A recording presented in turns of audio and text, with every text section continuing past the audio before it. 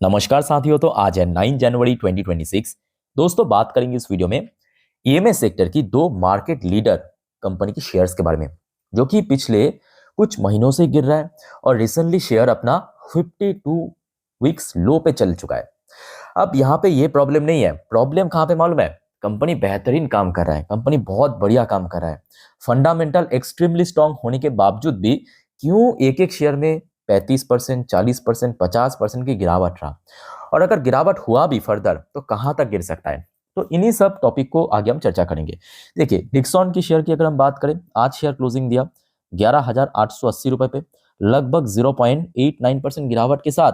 और share last day अपना 52 लो touch किया। ये देखिए, लास्ट डे 11,480 रुपए पहुंच गया था। आज भी देखिए लो टच किया 11,750। मतलब 52 लो की बहुत ऊपर नहीं है, लगभग उसी लेवल के आसपास है। और दूसरी तरफ आ गया आपका केन्स टेक्नोलॉजी। केन्स की शेयर आज अपना 52 लो टच किया। ये देखिए, ये देखिए, ये आज की इंटरडे लो है और ये पिछले 365 दिन की लो है। सेम टू सेम आज ही टच किया। अब यहाँ पे जो सबसे दिक्कत वाली बात क्या मालूम है? Back to back rapid downfall हो रहा है। जैसे कि केन्स की शेयर देखिए, पिछले 5 दिनों पे 7-7.5% क्रैश कर गया। दूसरी तरफ डिक्सॉन की बात करें, ये भी लगभग 2.5% के ऊपर गिर गया। पिछले एक महीनों पे डिक्सॉन 12% नीचे है, तो केन्स इसको भी टक्कर दे रहा है 15%, 15.5% नीचे। जहां पे पिछले 6 महीने पे केन्स 40% नीचे, वही डिक्सॉन की अगर हम बात करें पिछले 6 महीने पे 24% नीचे। मतलब एक से बढ़, मतलब कौन ज्यादा गिरे वही कंपटीशन चल रहा है। और खास करके ये देखिए, डिक्सॉन की बात करें जो आपके सितंबर में हाई टच किया था, लाइफ टाइम हाई कह सकते हो, वहां से लगभग 34-35% नीचे। ये देखिए, 34-35% नीचे। और दूसरी तरफ केन्स की शेयर जहां पे पहुंच गया था आपके वही सितंबर अक्टूबर पे 51-52% नीचे। जस्ट इमेजिन कीजिए कि कंपनीज की बैलेंस शीट इतना ए क्लास, मतलब चाहे केन्स की बात करें टॉप लेवल की बैलेंस शीट, चाहे डिक्सॉन की बात करें लगभग ऐसा ही, फंडामेंटल एक्सट्रीमली स्ट्रांग। अब देखिए, ये मेन कॉन्टेस्ट नहीं है क्यों गिर रहा है। देखिए, सबसे पहली जो नंबर वन रीजन, एक तो बाजार की सेंटीमेंट इस हफ्ता बहुत बेकार था। चाहे आप सोमवार की बात करें, मंगलवार की बात करें, बुधवार की बात करें, बृहस्पतिवार और शुक्रवार, मतलब पिछले 2 दिन तो बहुत ही खराब था। तो नंबर वन रीजन बाजार की सेंटीमेंट वीक होना कहीं ना कहीं शेयर को नीचे की तरफ धकेल रहा है। अच्छा, उसके साथ साथ देखिए ये भी फैक्ट है कि ये जो सेक्टर से बिलोंग करता है, मतलब आपके ईएमएस सेक्टर।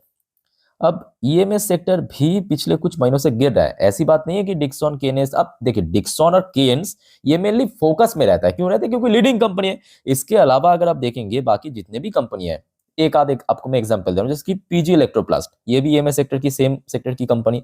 ये भी आज गिर गया 1.87%। 5 दिन पे ये भी थोड़ा नीचे है। एक महीने पे ये थोड़ा बहुत रिकवर किया, बट 6 महीने पे आप देखिए फिर से नीचे, 24% नीचे। सेम हरकत आप एम्बर में देखिए, आज लगभग 2.5-3% गिर गया। पिछले 5 दिन पे शेयर 4% नीचे, एक महीने पे नीचे, 6 महीने पे नीचे 17% नीचे।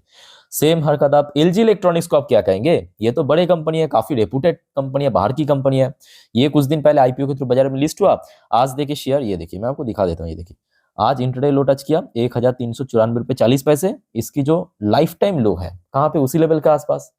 तो कहीं ना कहीं देखा जाए, एक तो आपके बाजार की सेंटिमेंट क्लियर हो चुका है, दूसरा sector wise overall sector down चल रहा है, जिस वजह से आपके डिक्सॉन या केन्स की बात करें अलग से कुछ अलग नहीं हो रहा है, इसमें भी गिरावट हो रहा है। बट तीसरी रीजन मैं कहूंगा काफी जेन्युइन है। थर्ड रीजन जो है ना, वो बहुत जेन्युइन है।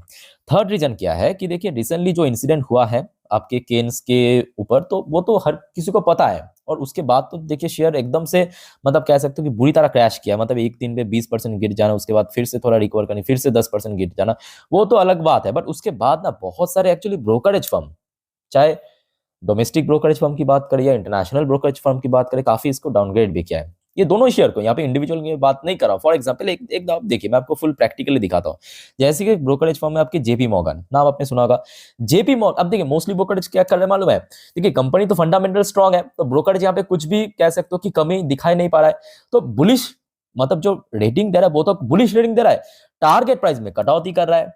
यही चीज चल रहा है। मैं आपको थोड़ा दिखा देता हूँ जेपी मॉर्गन ने क्या कहा, उसके बाद अलग अलग ब्रोकरेज फर्म भी आपको मैं दिखाऊंगा। जैसे कि जेपी मॉर्गन ने देखिए सबसे पहले आपके केन्स को, ये देखिए केन्स में, ठीक है, केन्स में देखिए रेटिंग आपके ओवरवेट दोनों को ही दिया। ध्यान से देखना, ओवरवेट की रेटिंग आपको दिख रहा है साहब, ओवरवेट की रेटिंग दिया, चलो अच्छी बात है। बट पहले जो टारगेट दिया था कितना? 7,550 की, इसको बदल के 6,100 की टारगेट दिया। मतलब लास्ट डे क्लोजिंग के हिसाब से, जो कि लगभग कह सकते हो कि 60% ऊपर पोटेंशियली, और 20% कट कर दिया, ठीक है। और दूसरी तरफ आ जाइए आपके डिक्सॉन को। डिक्सॉन में सेम टू सेम टारगेट, आपको ओवरवेट की मतलब रेटिंग टारगेट की बात करें 19,600 पहले दिया था, इस बार दिया है 13,700। कितना परसेंट कम किया? 30%। केन्स में 20% कम किया, आपके डिक्सॉन में 30% कम कर दिया, बट फिर भी 15% अपसाइड टारगेट दिया है। सो क्लियर हो चुका है ना। तो ब्रोकरेज फर्म द्वारा क्या कर रहा है, रेटिंग को बढ़िया दे रहा है, बुलिश रेटिंग दे रहा है, बाई करने की रेटिंग, ऐड करने की रेटिंग, ओवरवेट की रेटिंग, पर टारगेट में कटौती कर रहा है। सेम हरकत आप देखिए जेफरीज ने भी किया। मैं आपको एक एक दिखाता हूँ, ये आपको जेपी मॉर्गन दिखा दिया, अब जेफरीज भी आप देख लीजिए। जेफरीज ने भी सेम टू सेम आपकी रेटिंग बढ़िया रख रहा है, बट टारगेट कट कर रहा है। ये देखिए जो पहले रेटिंग दिया था, ये देखिए बाई करने की, पहले बाई करने की रेटिंग दिया था, ये देखिए, ये देखिए प्रीवियस रेटिंग बाई, उसको ही अनचेंज रखा, बाई बाई। बट पहले जो टारगेट दिया था कितना, 7,780 की, फ्रेश टारगेट क्या दिया, 5,940 की, टारगेट कट कर दिया, है ना।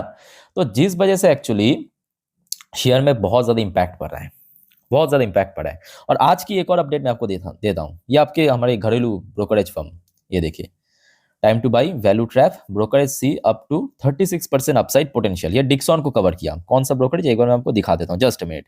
जेएम फाइनेंशियल, जेएम फाइनेंशियल ने सबसे पहले देखिए डिक्सॉन में बाई करने की रेटिंग दिया, और साथ में 36% अपसाइड पोटेंशियल मेंशन किया। पर्टिकुलरली कोई टारगेट, मतलब जो टारगेट की कह सकते हो कि फिगर, वो मेंशन नहीं किया, कहा कि भाई 36% ऊपर तक जा सकते हैं, पहुंच सकते हैं, जो माहौल है, ठीक है। सो क्लियर हो चुका है ना।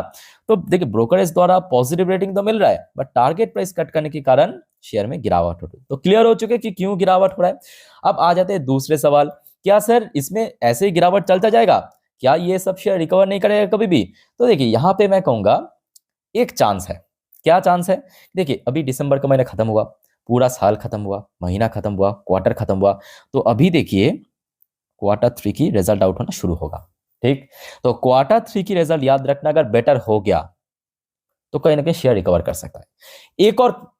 एक और दोस्तों उपाय है। ये तो हो गया आपका क्वार्टर 3 की रिजल्ट, क्वार्टर 3 की रिजल्ट अगर बढ़िया रहा तो शेयर रिकवर कर सकता है। बट एक और उपाय क्या है दोस्तों, लगभग 3 हफ्ता बाकी है बजट की, और इस बार सुनने को आ रहा है कि बजट में ईएमएस सेक्टर, या आप कह सकते हो इलेक्ट्रॉनिक मैन्युफैक्चरर के लिए कुछ बड़ा डिसीजन ले सकता है सरकार। क्योंकि देखिए चाइना से बहुत सारे कंपनी भारत आ चुका है, तो ऑब्वियसली बात है सरकार को भी ये करना चाहिए कि भारत की जो कंपनी से उसको और ज्यादा सपोर्ट करे, उसके लिए अलग अलग स्कीम्स निकाले। तो अगर बजट में ईएमएस सेक्टर के ऊपर कुछ ना कुछ डिसीजन मिलता है सरकार द्वारा, तो कहीं ना कहीं ओवरऑल सेक्टर वाइज रिकवर कर सकता है। सो क्लियर हो चुका है क्यों गिरावट हो रहा था और कैसे रिकवर होगा, जो उपाय है मैं आपको बता दिया। लेट्स से आगे क्या होता है। अब चलिए आगे बढ़ते हैं दोस्तों, तीसरी सवाल कि कहां तक गिर सकता है, और उसके साथ साथ आप लोग का स्ट्रेटजी को क्या होगा। भाई तो दोस्तों एक और बात मैं आपको बताना ही भूल गया, आज से तो क्वार्टर 3 की रिजल्ट आना भी शुरू हो चुका है।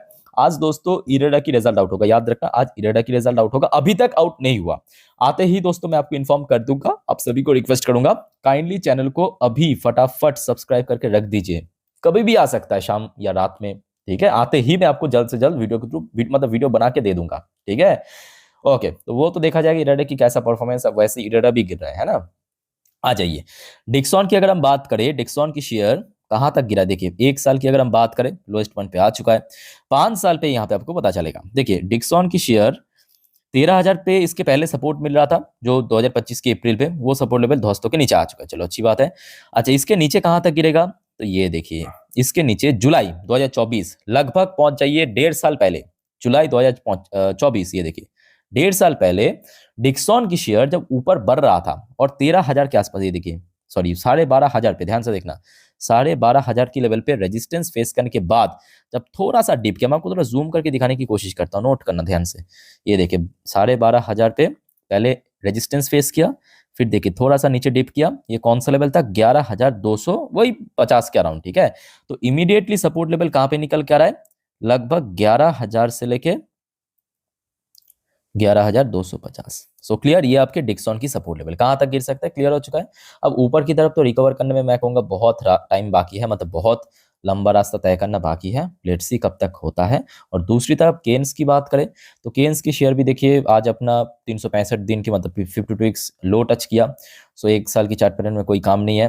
अब 5 साल की चार्ट पैटर्न पे अगर आप देखेंगे, केन्स की शेयर इसके पहले जहां पे सपोर्ट मिल रहा था आपके 25 में 4,000, वो तो बहुत दिन पहले ब्रेक करके नीचे आ चुका है। तो अभी अगर हम बात करें 3000 लगभग, ये देखिए वही मई जून पे 2024 से, देखिए 2024 मई जून पे लगभग वही 3300 400 के रेंज पे एक अच्छा सपोर्ट मिलते ही उसके बाद एकदम से बाउंस बैक किया था और बहुत ऊपर पहुंच गया, ठीक है, और मतलब पीछे मुड़ के नहीं देखा था उस साल पे।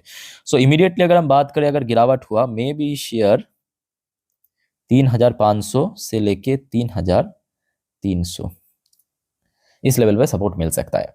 अब जो चौथा सवाल आ रहा है, फोर्थ क्वेश्चन, बहुत इंपॉर्टेंट खास करके इन्वेस्टर्स के लिए, कि भाई हम करें तो करें क्या। तो यहाँ पे सिर्फ एक ही डिसीजन मैं आपको कहूंगा, मेरा ओपिनियन, कि आप लॉन्ग टर्म के व्यू से जाइए। क्योंकि देखिए हमेशा ये पूछना खुद से, देखिए आपने कुछ ना कुछ देखने के बाद ही इन सब कंपनियों में निवेश किया होगा, तो क्या कंपनी खराब है, ये आप खुद से पूछिए, कंपनी की बैलेंस शीट को देखिए, खुद से पूछिए, तो आपको जवाब मिल जाएगा। ठीक है। अब देखिए शॉर्ट टर्म में ऐसा नहीं है कि ये पहली बार गिर रहा है। आप अगर आप केन्स को देखेंगे 2025 में भी गिरावट हुआ था, ये पहली बार थोड़ी ना है।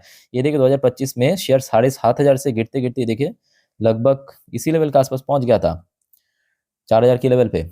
उसके बाद यहाँ से रिकवर भी हो गया था। तो बाजार में गिरावट, रिकवरी पार्ट ऑफ मार्केट है। तो आई थिंक कि जल्द से जल्द रिकवर हो जाएगा। बट उसके साथ साथ देखिए बाजार, ये भी फैक्ट है कि बाजार की सेंटिमेंट भी काफी वीक चल रहा है, इसको भी अब इग्नोर नहीं कर सकते, है ना। सो लेट्स सी, आशा रखता हूँ कि जल्द से जल्द रिकवर हो जाएगा। और इसी उम्मीद के साथ इस वीडियो को वाइंड अप करता हूँ। दोस्तों याद रखना, इरेडा की रिजल्ट आज बहुत इंपॉर्टेंट है, इसके ऊपर जानकारी मिलते मैं आपको इन्फॉर्म कर दूंगा। ठीक है, तो काइंडली चैनल को सब्सक्राइब भी कीजिए। तो इस वीडियो को वाइंड अप करता हूँ। टेक केयर, बाय बाय, जय हिंद।